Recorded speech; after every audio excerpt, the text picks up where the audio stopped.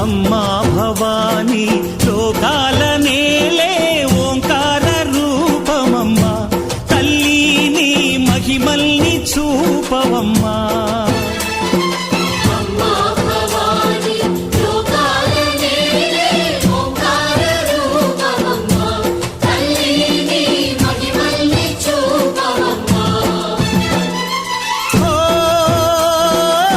సృష్టికే దీపమా, శక్తికే మూలమా, సింహరథమే నీదమ్మా.